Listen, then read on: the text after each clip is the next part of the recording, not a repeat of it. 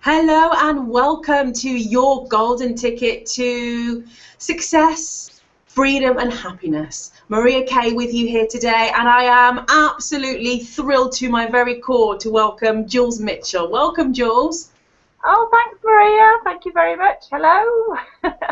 And Jules Mitchell is a self-confessed happiness junkie who's on a mission to bring happy back and introduce you to a brand new way of life. That's it. That's what I am. Yeah. So Jules, I want to dive straight in because I want to just have you share as much as possible today with our audience. So let's just go right back to the beginning or back in time a little bit. Could you give us an idea of either a set of events or a specific event perhaps or circumstance in your life where you feel who you are today began to sort of take shape? Who you are personally, but also professionally, and with the work that you so passionately do in the world? I think I can, Maria. It really started for me about 10 years ago. That's how long I've been on my real intense spiritual journey. And it was actually after I found out I was pregnant for the third time. I got two wonderful children already who were coming up to sort of 14 and 11. And I found out I was expecting my third surprise child at the age of 40. And previous to this happening, my life had been pretty much a roller coaster of emotions and an awful lot of challenges in my life, and a lot of anxiety and some depression, and not really been able to deal with stress tremendously well. But having this sort of optimistic outlook on the surface, and everyone sort of thinking that I was fine and keeping everything going. But I really wasn't, and I didn't realise that I wasn't until I sort of found out about the way I was actually feeling when I was pregnant, and it really made me start to do some soul searching. So what I did was I discovered a book which an awful lot of people have discovered called The Secret. And the reason I discovered it was because actually one of my friends was telling another friend about it and saying, oh, you must read this book, it's fantastic. And she said, you know, there's some really fantastic things in there that I think you should learn. And I said, well, I'd like to know about this book. And she said, oh, you don't need to read it. She said, you already live your life like that. And I thought, well, I want to know what it is even more now. So, of course, I read it. And, yes, it was interesting. And it did start my journey for me. But it wasn't the answer to my question. And that's really where my searching began. And my overall passion for understanding that how you are being in every moment affects the way you are going to feel in the next. So for me, that was the start point. And over the years, it has become my passion so much that I live it, breathe it, teach it, share it to anyone who will listen. And it has been my saviour. That's probably the simplest way to say it. It's been my saviour. So would you say, that's an amazing sharing, thank you. Would you say that you got to a point in your life and you kind of made a decision, enough's enough, something's got to change? Yeah, definitely. And I made that decision for myself, and I then started to put into practice the things that I was reading. And what I did find was the more courses I went on, the more books that I absorbed, the more I was reading, the more passionate I was getting, but not necessarily making a difference in my life. I was very passionate about reading it. I was enjoying reading everything, but I wasn't necessarily putting the things into practice. It's all good. It's all good knowing it up here, but it's when you live it from here that makes the difference. And it's when I started to do that I realised there was something in this. So what was it that helped you to get into action? Because I'm hearing you saying you absorbed a lot of information, you got really ignited and excited. Yeah. What changed? What did you do differently? I think what happened was I realised that what was happening was I was actually going out and I was teaching gratitude as a practice to as a well-being strategy in local authorities. So my name had got out there, and I've been developing programs and doing well-being programs and actually teaching other people how to be happier. And I was seeing from my point of view how it was changing other people. And it made me realise that actually I'm here and I'm teaching this, but I'm not necessarily integrating all of these things into my own life. And by seeing the results in other people made me stand up and go, yeah, I should be doing it. I know what to do. Why am I not doing it? Because the challenges are still throwing themselves in my path. So the old adage of practice what you preach there for you. Absolutely. Yeah, it really, really was. And it was gratitude was the practice that I really started to integrate into my life, and started to not just think about the things in my life that I'm grateful for, but to really write them down and discuss them properly in my thoughts. And not just I'm grateful for this, but I really appreciate having this in my life because this is how it makes me feel. So you must work with, uncountable different people to help them with their state of happiness, their state of mind. What do you feel are the most common drawbacks, do you think, or the common obstacles that most people are facing out there? And I'm thinking that our audience will be relating on this note. Yeah, I think the most common obstacle, the common obstacles that people put in front of themselves is that they don't have time. They don't have time to start new habits. They don't have time to add something else to their to-do list that they've already got that they're not achieving. And also that you're not walking in my shoes, so you don't understand how hard it is for me to change. And the biggest thing for me is, no, I'm not walking in your shoes, but I've walked in mine, and it's my experience and my knowledge of actually getting myself out of a deep dark hole purely on my own, using these methods that have made the difference. So I may not be walking in your shoes, but I can certainly, I've tried them on for size, that's for sure.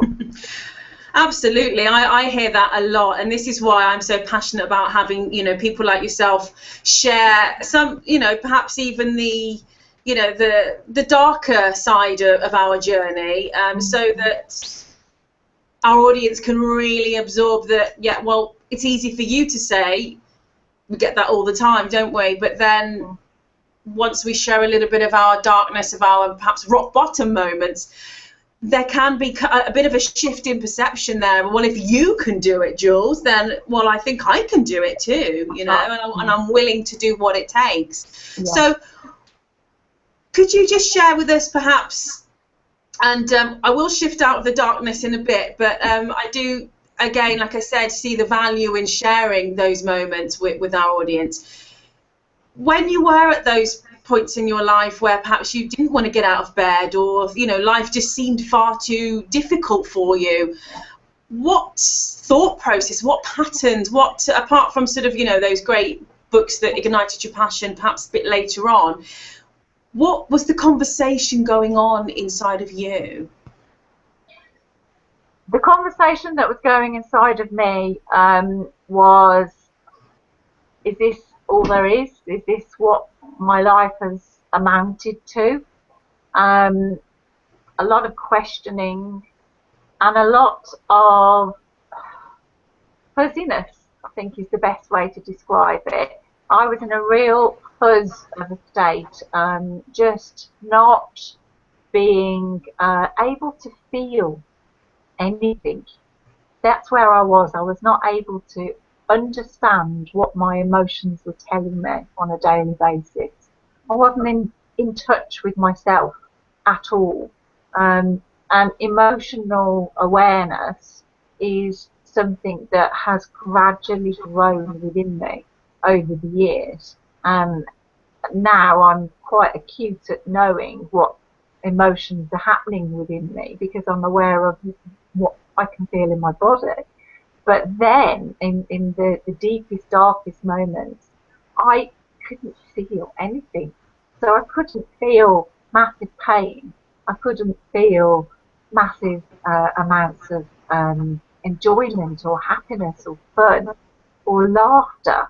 It was surface, completely surface. There was no, very shallow, and there was no depth to my level of feeling. So that was when I realised that I was very much sort of going along and skimming along the surface, but not. So my darkness wasn't a deep, dark hole. It was, there was no depth to my life. Wow. So I would like you to share now, please. You know, if when someone comes to you and says, Jules, I'm feeling like that, what you've just described to us, where do you start with them? What are the first few steps that you take with a client or a group of people who are existing in that space? Absolutely. I think that the first place that I start is to explain to people that the emotions that we have are purely a guidance system. They're a guidance system for us to know how close or how far away we are from our true self. And it's that true self and being in connection with our true self that brings us that joy, that inner light that just gives us that spark and that passion. And it's being away from that people are striving to get back to. So what I first of all to do is introduce them to something called the emotional pathway. And it's explaining to people that your emotions are on a scale so that people are aware of the scale, because a lot of people in the beginning don't even know that there is a scale there that they are on. And I use my analogy of a bee as well to say that your emotions that you feel have an energy. So if you're feeling low and you're feeling down, that energy is low and it vibrates to very low frequency. When, however, you're feeling good and you're feeling great, you have a high frequency because you say, I'm feeling high. So I introduce people to this awareness of emotional energy and emotional frequencies. And I actually use this, which is, I don't know if you can see that on the screen. Can you see that? Yeah.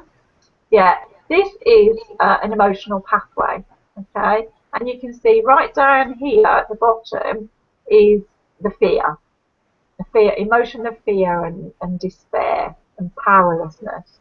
And then right up here is your feelings of love and passion and gratitude, appreciation. And then in between, there's a whole range of emotions as well. And this range of emotion is, you could actually feel any one of those in any one day. And there's no good place or a bad place to be on here. You just are. It's just being accepting of that you are in this place. So it could be that you're in anger. And the reason you're in anger is because something has made you angry. So the biggest thing that you can do is honour that and allow yourself to say, okay, this has happened to me today. This has made me angry. I understand this is anger. And where can I feel that anger? Where in my body is the anger? Is it, you still see me? Yeah. Yeah. Is it in your, sorry, a few technical glitches. Is it in your tummy? Is it in your shoulders? Is it in your head. So it's understanding whereabout that emotion is. So that's the first thing I would do. The first thing I would do is introduce people to the emotional pathway. And then I would start to give them strategies to understand, accept, and then actually deal with each particular emotion as it comes up. Wow, so really introducing and getting people into the practice of increasing their emotional intelligence and getting, and what I call is just that awareness, a constant conversation between, as you say, you and your inner you, you know, your inner world. What do you do on a daily basis? Do you have a daily practice to ensure that you remain in a place where, you know, you're high vibrating and high buzzing? I do. I really do. And the biggest thing, I think that the word honour is something that I like to use a lot of. And what I mean by that is honour the emotion. So whatever the emotion is, to honour it, to allow yourself to feel it. And then want to move forward. So if the emotion is frustration or overwhelm, or actually going into a victimhood, which was one of the biggest things that I could go into really easily, feeling a victim of my circumstances and huffing and puffing and, you know, why me? When I notice that I can go into those states, it's saying, oh, giving myself compassion. Okay, and I like to say to people, be a compassionate witness of your own feelings, of your own responses, of your own reactions, and actually say to yourself, oh, look at me, off I go again. You know, this is not the real me. This is just the me that has developed through beliefs and through practice over the years. And so be a compassionate witness. And so my practice is every day, yes, if I didn't practice what I preach, then I wouldn't be here today talking to you. That's for sure. I still have had, over the last nearly 12 months, many challenges in my life, but I can still feel today truly happy inside, even when the outside world is not a reflection of that. And that's the difference. So on a daily basis, I wake up early. I'm a very early riser, and I like time for myself in the morning. I have a family of 5, so I like to be able to get up and have time for myself.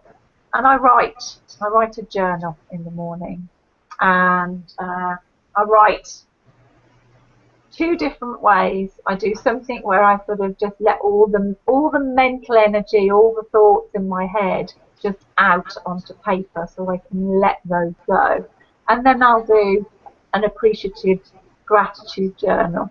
But my journal is not just about gratitude, it's about love. I like to write in my journal, I love this. I loved it when that happened, because it made me feel this way. For instance, this week we went to a butterfly farm in Stratford with my 9-year-old daughter, and we walked in and the whole place was just buzzing with beautiful, beautiful butterflies. And it was just a gorgeous, gorgeous place to be. And while I was there, I was very present and very aware of the whole beauty of the surroundings. But then the next day, I wrote in my journal about that experience and how wonderful it made me feel and how gorgeous it was to see my 9-year-old just full of just bliss to be having real blue morph butterflies landing on her, and it just to be in the energy of that loving emotion. So I write a journal every day, and I also intend my day, Maria. So I have an intention for the day. Now that intention depends on, I actually allow that intention to be guided by my inner self, my true self. And I actually have, let me see these, I have the little pebbles. And every day I go to my pebbles and I pick a pebble out, and that is the pebble for the day. Okay? So this pebble here, there's harness your joy. So for that day, it's really about being very mindful of all the good things that are going on in my life. And I even use my iPhone to record voice messages to remind myself of the things that are going on in the day. The other things that could be on there, they could be nurture your body. So today could be a nurture my body day, where I spend lots of time making sure that I drink lots of water and that I've done my exercise. So it's about the whole holistic approach to my body, my mind, body and my spirit. Wow, that's a lot of really valuable information and guidance there for our audience. Would, since our topic is success, freedom and happiness, what would you say, and I can see how what you've described to us almost form the kind of the building blocks to your life, but for anyone who hasn't quite, understood that or might need perhaps more guidance, someone who's seeking more freedom, more happiness, and perhaps success in certain areas of their life, could be any different area, finances, it could be relationships, it could be family harmony, even health, body, or career. What's the importance for having a daily practice and a mindful, because I can hear from your description of what you implement every day that it is very much about taking some time to slow down, appreciate the simple things, like a butterfly landing on my hand, in almost to empower everything else that's going to happen in that day or that week or that month. Yeah. What can you say to us about that and to our audience? The act of slowing down is something that I was very scared of doing for many years, because I was conditioned into believing to be successful at anything, you had to strive and work hard to get there, and constantly be on the hamster wheel and constantly keep going, and you'll get there eventually if you keep going. And I found that the more that you let go of that and the more you slow down, the more you give yourself a chance to catch up with yourself from the start. So mindfulness is, yes, a practice that if you've never tried it before, it's very, very simple. It's just being aware in your moments. The other thing is to understand how your mind works and how that can take over how you think, how you feel, and understanding that you do things out of habit now, and they are habits that you've just picked up along the way. And if you want to try a new practice, if you want to become healthier, if you want to eat more nutritionally, if you want to achieve more within your business, if you want to have a better relationship with your partner, all of those things take practice. And at the moment, it may be that the habits that you have in place are not habits that are serving you, because you're not getting the results that you want. So it's looking at what new habits I can put into place to allow me to get there. And I like to explain to people about habit formation. Would you like me to explain a little bit about that? Absolutely, yeah, absolutely. Okay. I like to say to people about habits. Habits purely are things that you do repeatedly over and over again. And then what happens is your brain actually forms neural pathways so that it automatically will take you down that route without you having to think about it. So if you wanted to form a new habit, you need to form a new neural pathway. Now, that sounds really complicated, but it isn't, because think about a field with very tall, long grass in the field, and you have a habit of walking across this field, which has got a really well-trodden path from where you are to the other side of the field. Now, if you want to decide to set a new habit and start a new routine, then you have to go to that field and walk across a part of the field that has never been walked on before. So to do that, you have to physically push down the grass and put your feet down and push that down. So the first time you walk down that field on the new path, it's a brand new path and it's a lot harder to do. However, the second day you come to it and you decide not to go down the well-trodden path, it's there, you can see where you walked, so it's slightly easier for you to do. And each day, that path gets easier and easier and easier to tread. And then after a while, you'll suddenly notice that you'll come back, and there's not two paths. There's not the path that you were treading and the new path. There's only the new path, because the old path, whilst you haven't been walking on it, has grown over. Oh, I think that's a magnificent way to put it. And you can definitely see it and visualize it. It's very easy to grasp, and that really is what it is about with new habit forming. It is. So you have to do it once. Yeah. Feel different, and something that I highlight as well. You know, it's when something feels different. Very often we instantly label it as wrong or hard or uncomfortable or difficult, but it's just simply different. So understanding that it will feel a bit, you know, it's like when you put on a new dress for the very first time, or you start wearing a new coat, it's going to feel a little bit different. That's right. Yeah. Yeah. Carry it on.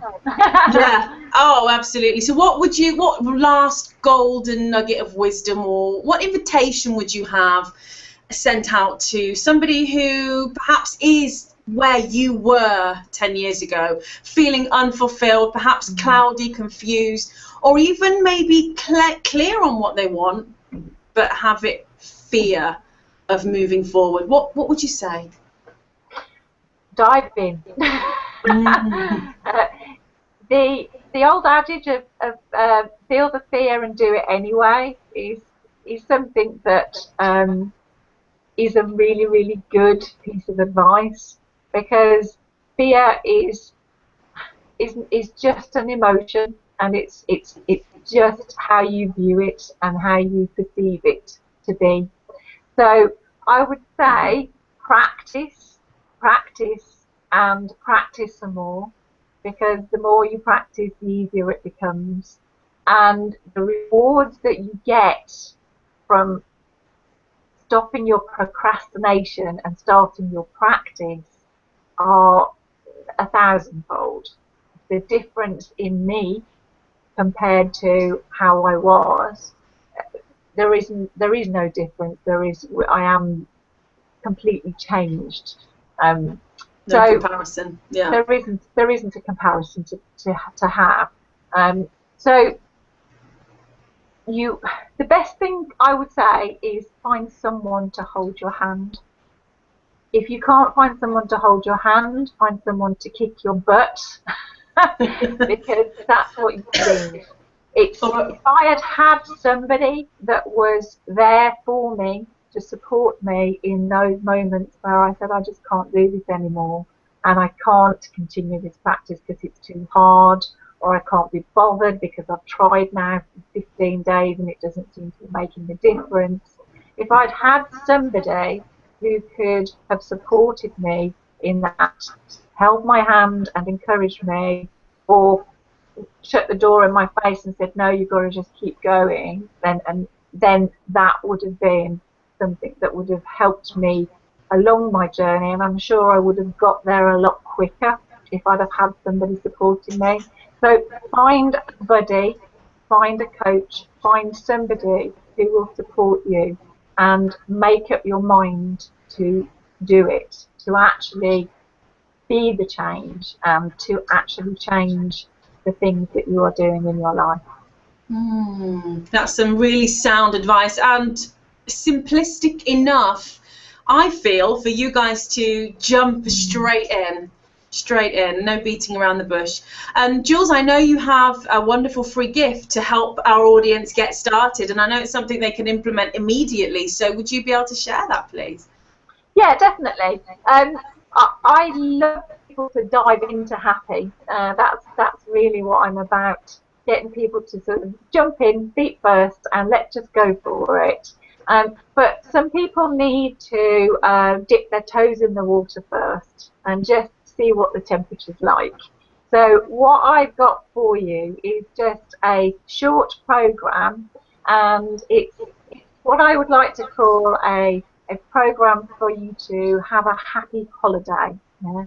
So it's a happiness holiday where you will practice certain procedures, strategies every day that I will give you. Very simplistic, nothing complicated, but it's a 21-day happiness holiday, so you can get your swimsuit out and just really enjoy every day for 21 days and see if at the end of that 21 days it's made a difference to the way you feel inside.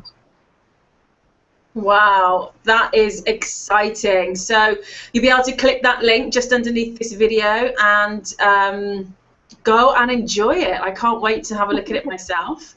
Jules, thank you so much for your beautiful, honest and vulnerable sharing today, and wishing you and everyone out there a bliss-filled rest of your day. Thanks. Take care. Bye.